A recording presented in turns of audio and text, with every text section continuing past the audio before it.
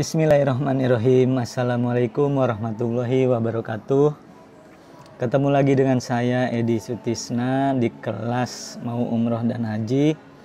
Kita lanjut lagi ya teman-teman. Sebelum saya memberikan amalan-amalan, praktek-praktek, kita masih belajar tentang konsep dasar yang harus dipahami supaya teman-teman benar-benar mengerti.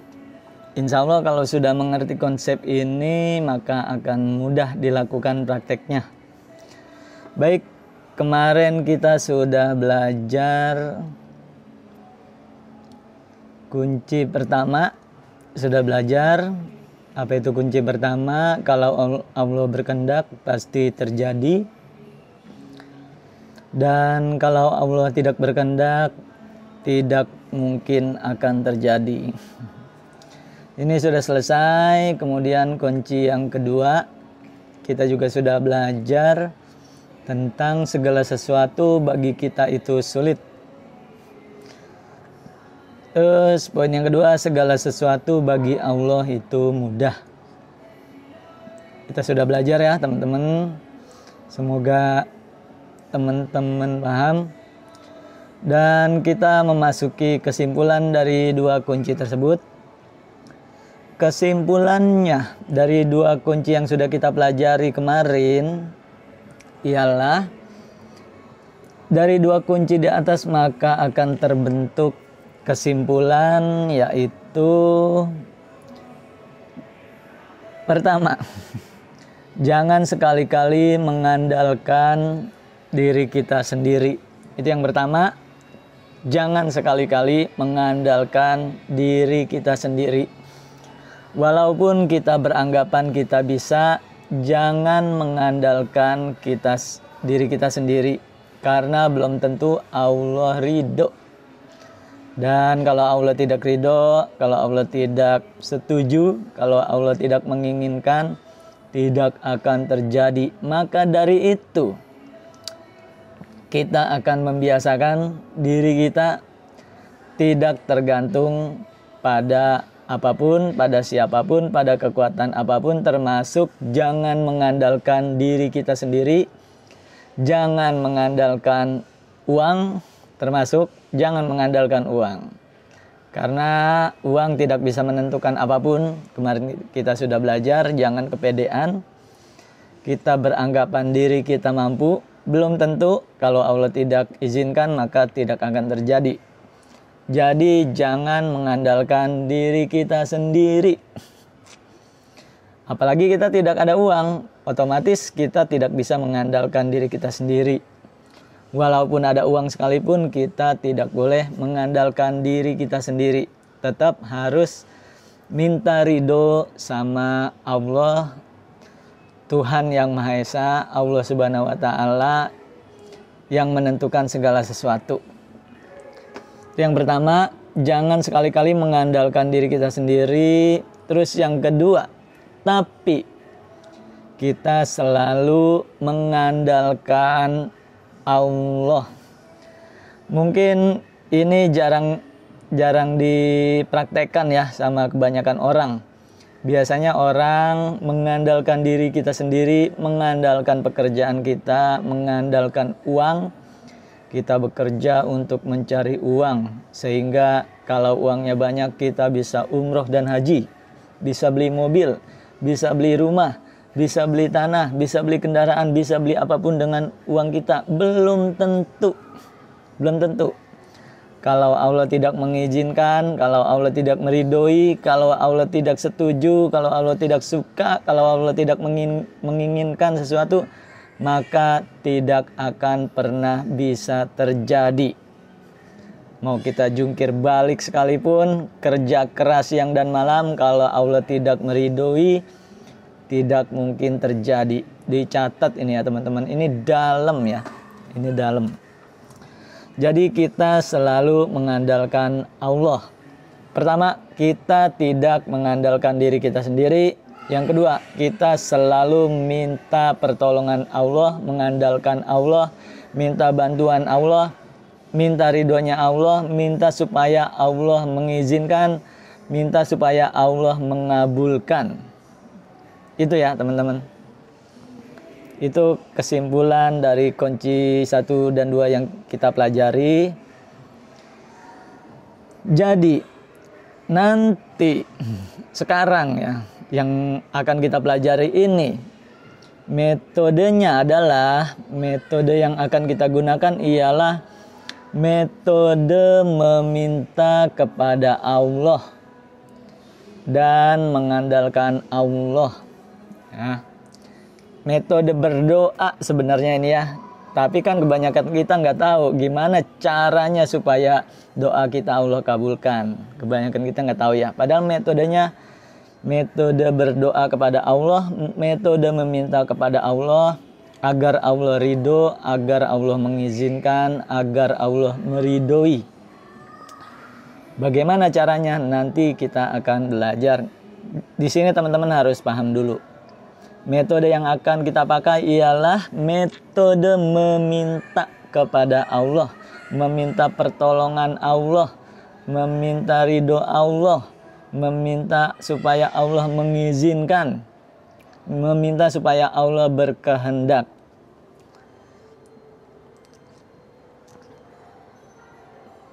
Metode meminta kepada Allah dan mengandalkan Allah. Kita selalu mengandalkan Allah, tidak mengandalkan kekuatan kita, karena bagi kita itu sulit. Jadi harus lulus dulu ya metode kunci yang pertama. Bagi kita itu susah, bagi Allah mudah. Bagi kita itu susah, bagi Allah mudah. Itu harus lulus dulu ya teman-teman. Kalau sudah lulus, teman-teman akan paham apa yang saya maksud. Kita tidak bisa mengandalkan diri kita sendiri. Karena apa? Karena bagi kita itu sulit. Kita mengandalkan Allah, mengandalkan pertolongan Allah, mengandalkan ridho Allah. Kenapa gitu? Karena bagi Allah amat sangat mudah. Itu ya teman-teman ya. Harus paham.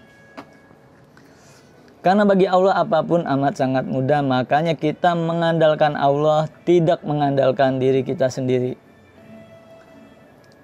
Terus, karena kalau Allah menginginkan sesuatu, maka tidak ada satupun yang bisa menolak keinginan Allah.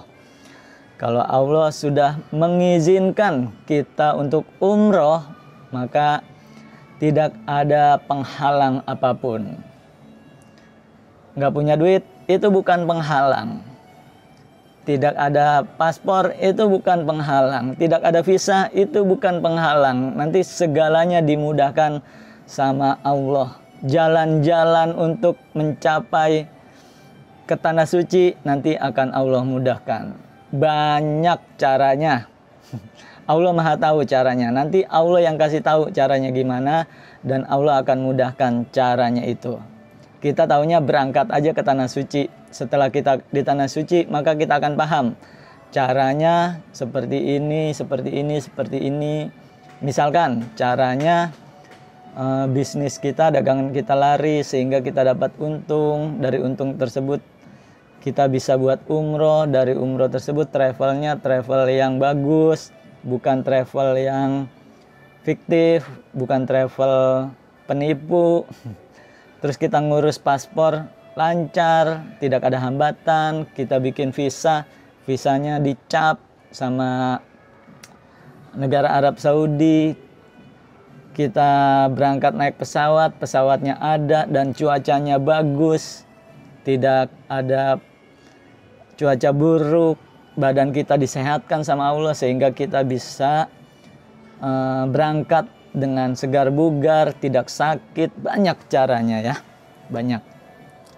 Nanti kita akan tahu sendiri ketika kita sudah selesai berangkat, baru kita akan tahu caranya Allah. Ternyata begitu caranya Allah. Jadi kita tidak boleh mengandalkan diri kita sendiri, tapi kita mengandalkan Allah. Karena kalau Allah menginginkan sesuatu, maka tidak ada satupun yang bisa menolak kehendak Allah. Tidak ada rintangan apapun, sehingga kita berjalan mulus. Itu tandanya Allah ridho sama kita. Yang kedua, Kalau Allah tidak menginginkan sesuatu, maka tidak ada satupun yang dapat mewujudkannya. Nah, itu alasan-alasannya kenapa kita harus mengandalkan Allah, tidak mengandalkan diri kita sendiri. Karena kalau Allah tidak menginginkan sesuatu, maka kita jungkir balik pun menurut kita solusinya adalah uang. Kita jungkir balik, dagang, kerja siang dan malam, akhirnya uang tidak kunjung datang, ya. Yang ada capeknya aja. Walaupun uang datang, kita kerja siang malam, wah banting tulang untuk mencari uang. Pas uang sudah di tangan, kita daftar haji dan umroh, ternyata kita ditipu. Bisa tuh, banyak tuh orang yang ditipu, banyak. Ada ratusan ribu orang yang ditipu sama travel haji, ya, haji dan umroh, banyak ya. Itu tandanya Allah tidak menginginkan, Allah tidak berkehendak. Kalau Allah tidak berkehendak, kita jungkir balik sekalipun, maka tidak akan berangkat. Jadi itu ya teman-teman ya, alasannya. Terus selanjutnya, bagaimana caranya kita mengandalkan Allah? Nah ini nih yang paling penting. Mungkin teman-teman pasti bertanya, bagaimana caranya mengandalkan Allah, tidak mengandalkan diri kita sendiri? Nah, ini saya kasih ilustrasi caranya seperti metode anak kecil yang meminta main-mainan.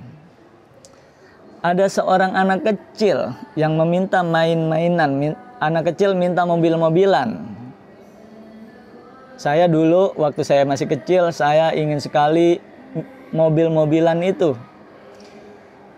Nah, kalau saya menginginkan mobil-mobilan, bagaimana cara anak kecil meminta mainan? Waktu saya kecil, saya pengen banget memiliki mobil-mobilan. Bagaimana cara saya membeli mobil-mobilan?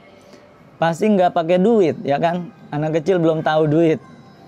Tidak ada terbesit di otaknya kerja untuk mencari duit, nggak ada.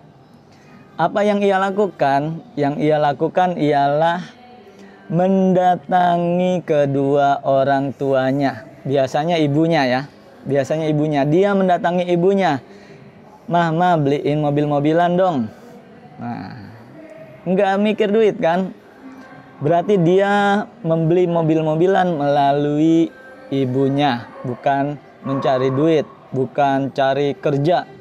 Saya mau kerja biar supaya saya beli mobil-mobilan. Enggak. Nah, metode ini yang akan kita pakai ya, dan kita tiru. Dia mendatangi kedua orang tuanya, dia mendatangi ibunya karena dia tahu ibunya akan ngasih dia mobil-mobilan, akan membelikan dia mobil-mobilan. Enggak ke siapa-siapa, ke orang terdekat aja, ke ibunya atau ke bapaknya. Bisa ke ibunya atau ke bapaknya. Tapi tidak sekonyong-konyong dia meminta begitu saja. Tidak sekonyong-konyong, mah minta mobil-mobilan. Enggak begitu. Caranya ialah anak kecil ini apapun yang diperintahkan ibunya dia kerjakan. Biasanya setiap jam 7 pagi ibunya menyuruh dia nyapu. Dia langsung bangun nyapu. Biasanya ibunya menyuruh dia ngepel, dia langsung ngepel. Biasanya ibunya menyuruh dia cuci piring, dia langsung cuci piring. Tanpa disuruh pun dia kerjakan apa yang ibunya senangin. Jadi metodenya ialah menyenangkan, dalam tanda kutip ya, menyenangkan hati ibunya. Karena dia target ingin meminta mobil-mobilan kepada ibunya. Ibunya nyuruh dia belajar, dia langsung belajar. Ibunya menyuruh dia tidur, cuci kaki, dia langsung tidur, cuci kaki. Tidak menolak satupun apa yang diperintahkan ibunya. Nah, kalau sudah seperti ini, maka ibunya akan paham. Ini anak saya kok tumben-tumbenan nih, rajin nih. Langsung didatengin lah anaknya. Nah, kamu pengen minta apa? Ibu tahu. Ya karena seorang ibu punya naluri ya. Lah, kok anak saya kok jadi baik begini? Pasti ada sesuatu, kata ibunya. Langsung ibunya bertanya kepada anaknya, pasti ya. Karena ibunya tahu, biasanya dia susah kalau disuruh-suruh, kok ini dia nurut sama ibunya. Disuruh ngepel, disuruh nyapu, disuruh tidur, disuruh belajar. Ibunya langsung punya feeling, punya firasat, dan pasti tahu ibunya anak ini pasti menginginkan sesuatu. Maka ditanyalah anak ini, "Nak, kamu punya sesuatu ya? Kok rajin banget nih? Mau minta apa sih?" Pasti digituin ya sama ibunya ya. Karena saya pengalaman. Kalau saya minta sesuatu ke orang tua, pasti saya nggak langsung minta, tapi mengambil hati ibunya dulu. Ya, dia belum minta pun ibunya sudah menawarkan sesuatu, karena dia sudah menjadi anak kesayangan ibunya. Pas ibunya nanya, minta apa sih? Minta mobil-mobilan, nggak pakai lama ya, langsung dibelikan pasti sama ibunya. Dalam tanda kutip, kalau orang tuanya punya ya. Beda lagi dengan anak yang satunya lagi. Dia ingin meminta mobil-mobilan, tapi dia tidak mau menuruti perintah kedua orang tuanya. Dia tidak nurut sama ibunya. Disuruh nyapu, males nanti dulu. Disuruh ngepel, tanggung lagi main game. Disuruh belajar nggak mau mendingan nonton film. Disuruh apapun nama ibunya dia menolak. Apa yang terjadi anak yang seperti ini? Boro-boro ditawarin, dia minta sampai merengek pun nggak bakal dikasih sama ibunya. Nah, metode ini yang kita terapkan ya. Sekarang kita ingin minta sama Allah. Allah mampu memberikan apapun yang kita mau. Catatannya, kita nurut sama Allah. Apa yang Allah perintahkan kita kerjakan. Ya, sampai sini kebayang ya teman-teman, kebayang metodenya seperti apa ya. Allah nyuruh kita sholat tepat waktu, kita langsung pas azan Allahu Akbar, langsung sudah siap di tempat sholat. Ya Allah, saya sudah siap di tempat sholat, memenuhi panggilan-Mu ya. Allah nyuruh baca Quran, Allah senang baca Quran. Kayak anak yang tadi, anak kecil mencari jalan supaya ibu saya bisa senang. Saya harus melakukan apa ya? Nyapu, ngepel, nyuci piring segala macam. Nah, ini sekarang kita tanda kutip supaya Allah senang, saya harus ngelakuin apa ya? Allah senang kalau kita sholat tahajud, kita sholat tahajud. Allah senang kalau kita membaca Al-Quran, kita baca Al-Quran.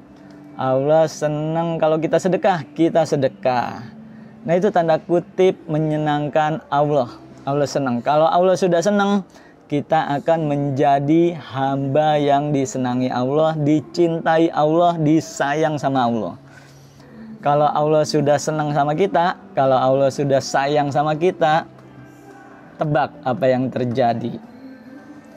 Yang terjadi ialah kita minta apapun Allah beri. Jangankan umroh mudah, minta rumah mudah, minta keturunan mudah, minta mobil mudah.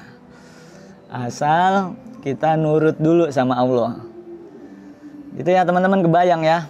Allah senang kita puasa, kita puasa. Allah senang kita sholat tepat waktu, kita sholat tepat waktu. Nah, cara-cara untuk menyenangkan Allah ini, puasa, sholat tepat waktu, zikir, baca Quran, terus apalagi sholat duha, sholat tahajud, sedekah, itu namanya riyadoh ya. Sekarang teman-teman tahu ya, itu namanya riyadoh.